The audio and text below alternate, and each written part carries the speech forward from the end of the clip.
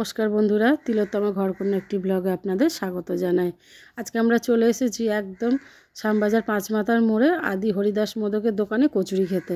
তো মায়েরা এসেছে, বৌদি মা বাচ্চাগুলো এসেছে। তো আমরা বলি চলো আজকে বাড়িতে টিফিন না করে একটু অন্য জায়গায় অন্যরকমভাবে টিফিনটা করা যাক বলে আজকে চলে এসেছি একদম আদি হরিদাস মোদকের দোকানে। এই যে কচুরি খেতে, আর এখানকার কচুরি কিন্তু ভীষণ ভালো খেতে হয় জানেন তো, আর খেলে কিন্তু কোনো অম্বল হবে না আপনাদের।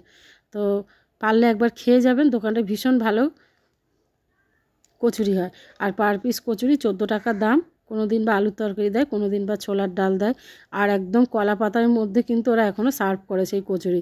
পুরোনো দিনে সেই ঐতিহ্য কিন্তু এখনও ধরে রেখেছে। এত প্লেট, নানা রকম প্লেটের চল হয়েছে, কিন্তু ওনারা কোনো প্লেট ব্যবহার করেন না।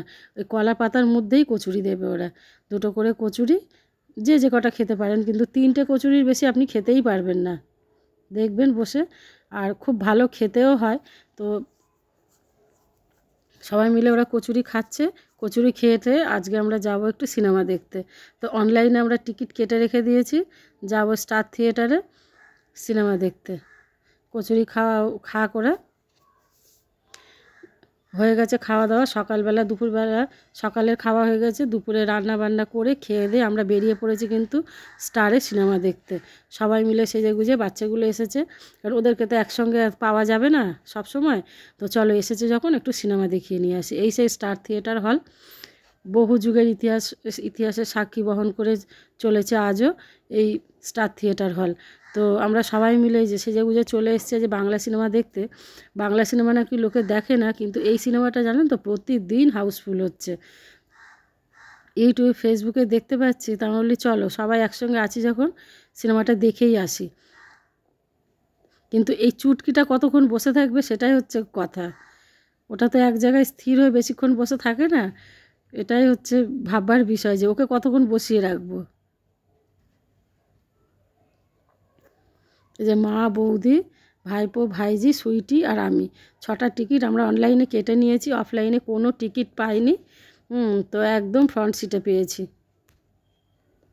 আর এখানে না আসলে বুঝতেই পারবেন না যে বাংলা সিনেমার লোকে এখনও টিকিট কেটে এরকম হাউসফুল হয় এবং দেখেও লোকে।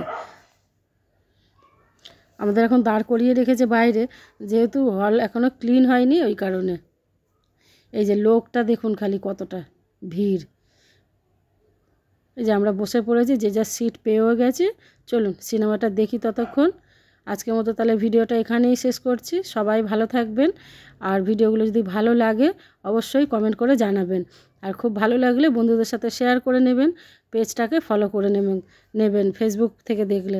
আর যারা ইউটিউব থেকে দেখছেন অবশ্যই চ্যানেলটাকে সাবস্ক্রাইব করে দেবেন, নতুন হলে পাশে থাকা বেল আইকনটা প্রেস করে দেবেন।